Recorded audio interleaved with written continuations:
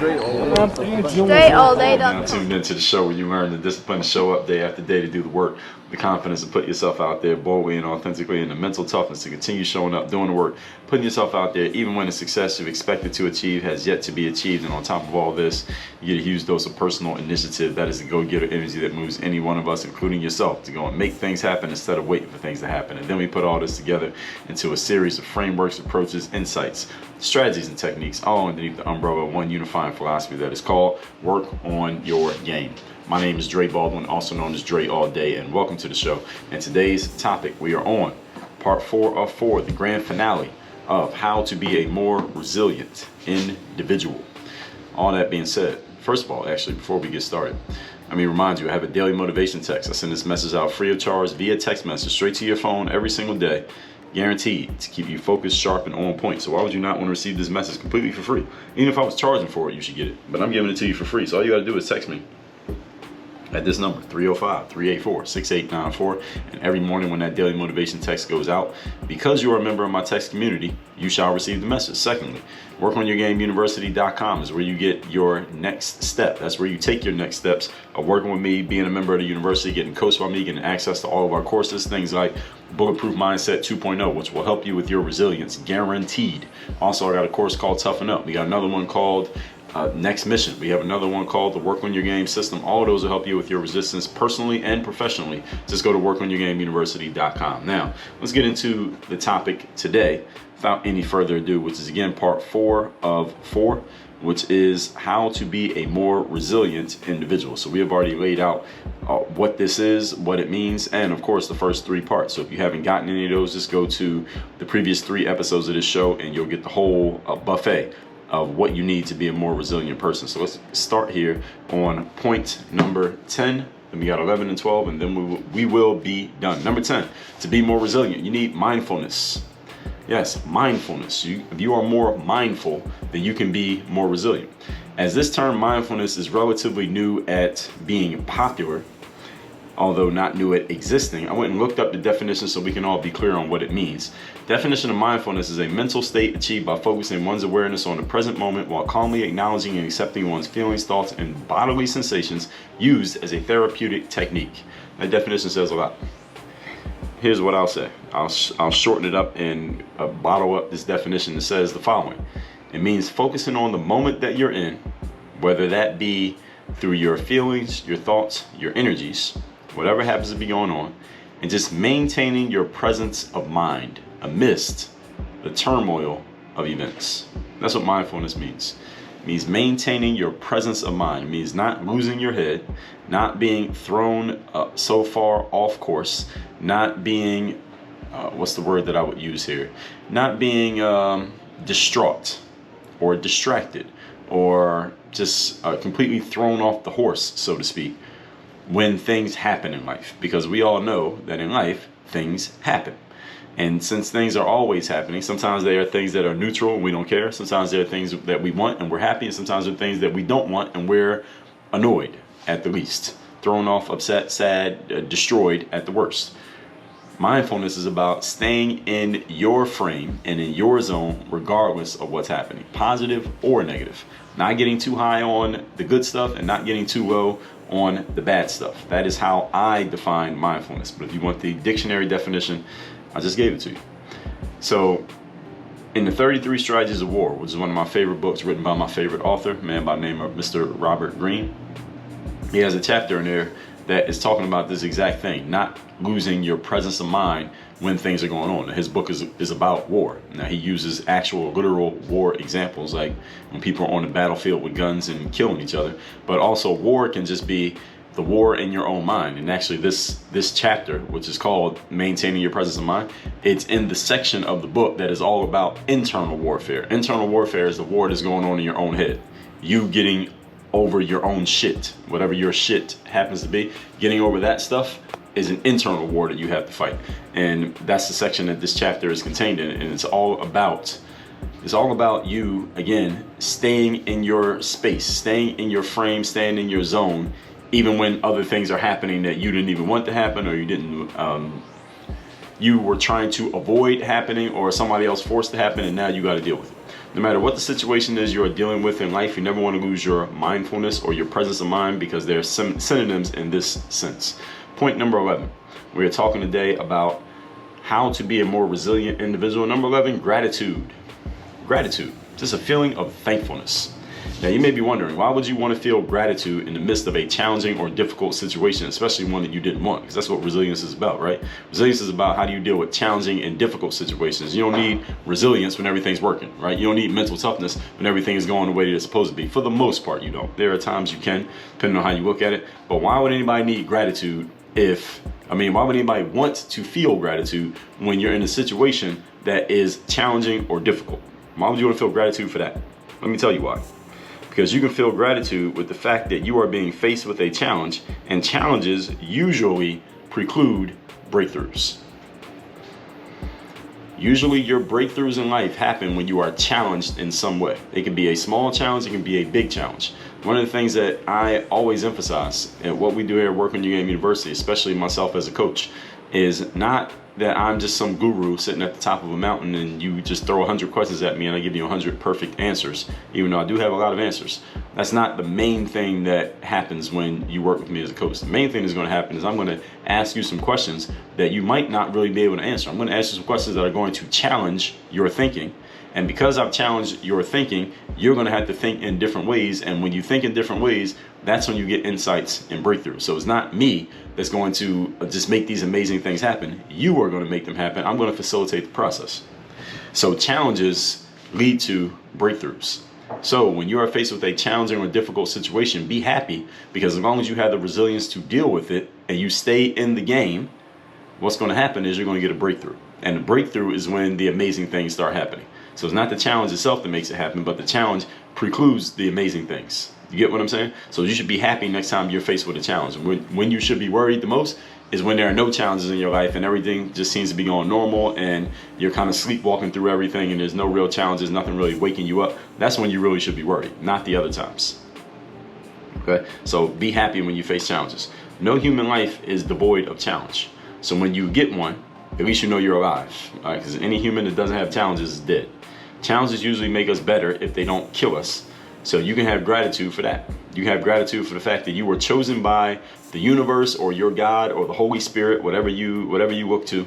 You can be glad that you were chosen to be the one faced with this challenge, because you're probably the best equipped to figure it out or deal with it. Otherwise, it wouldn't have came to you. It would have went to somebody else. What if somebody who had half your level of resilience got the same challenge that you're dealing with right now? How would they deal with it?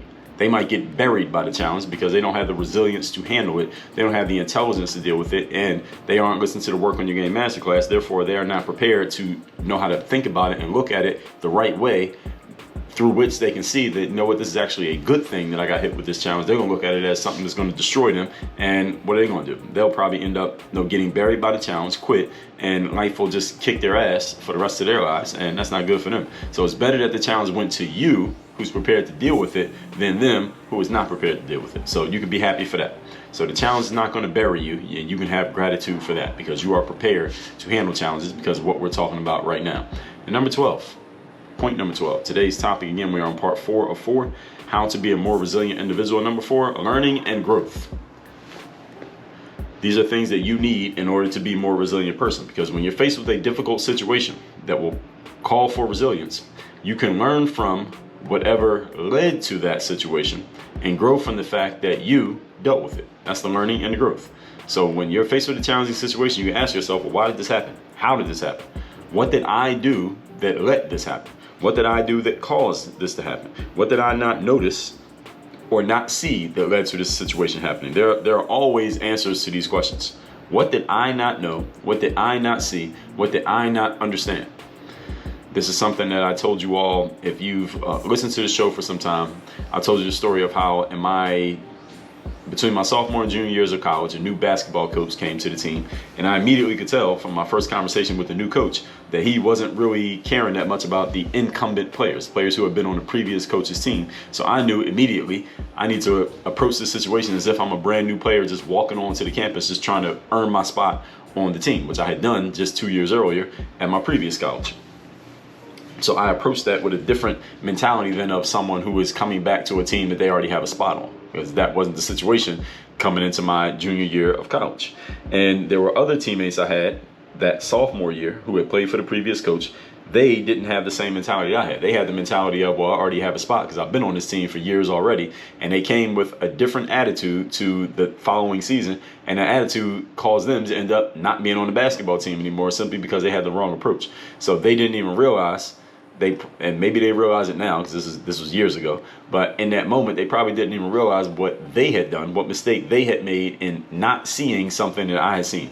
I noticed something that they didn't notice, and that's why I approach things differently than how they approach them, and that's why we ended up with completely different outcomes. So if you look at any situation in your life that is a challenging or difficult situation, ask yourself, what did I do?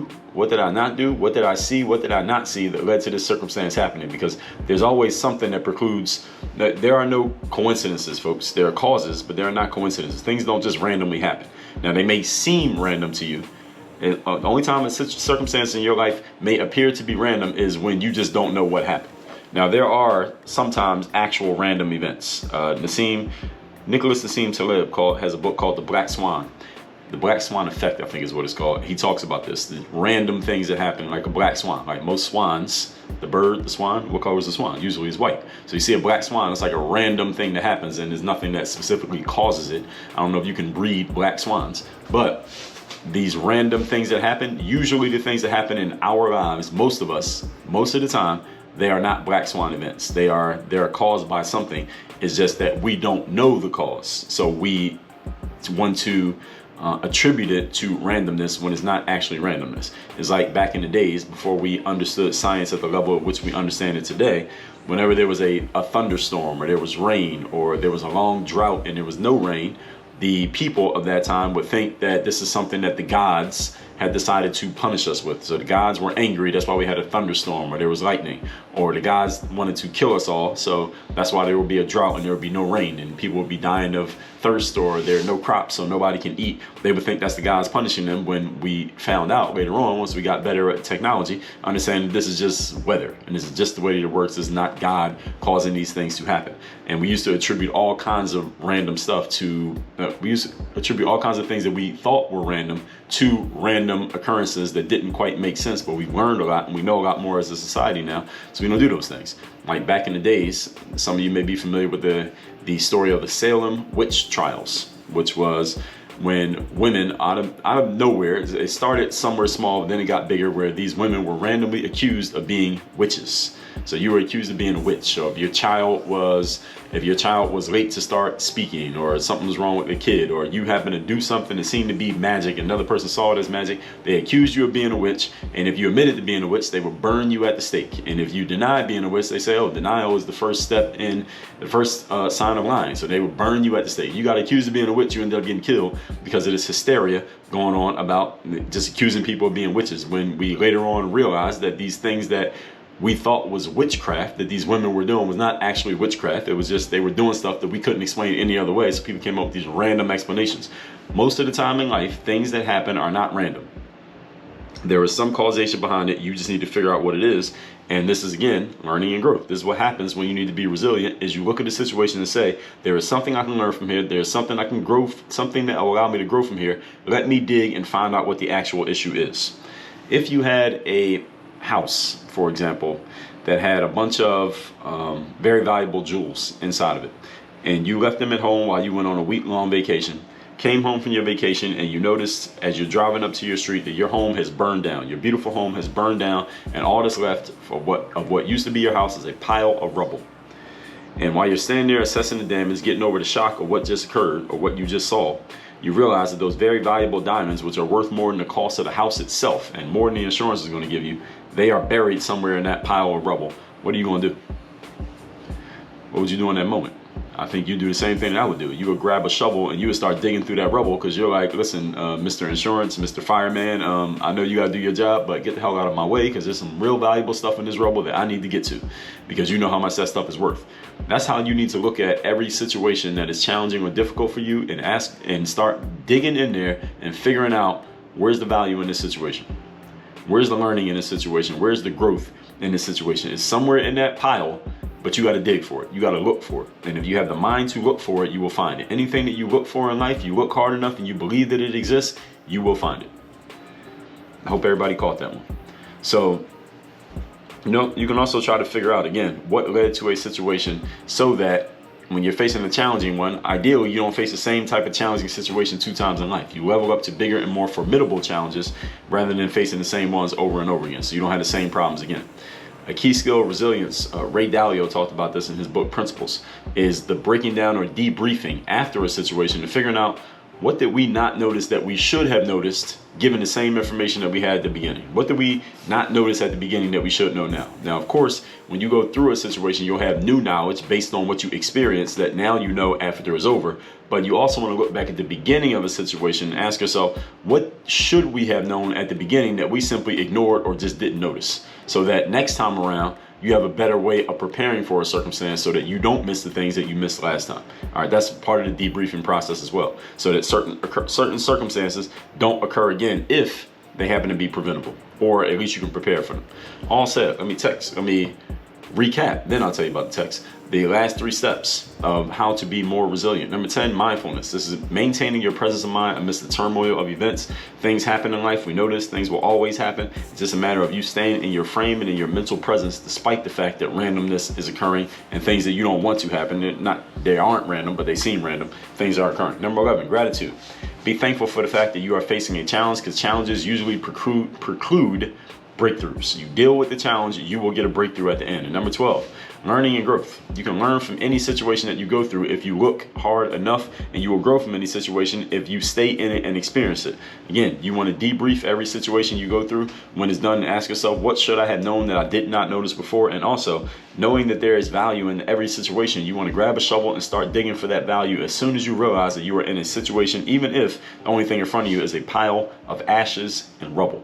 All that said, text me to get my daily motivation every morning for free. My number is 305-384-6894, and workonyourgameuniversity.com. That's where you take your next step with me. You want to work with me directly. You want to be coached by me. You want to get access to the courses. You want to get the 2 physical mailings we send out every month. Go to workonyourgameuniversity.com. Work on your game. Dre all day.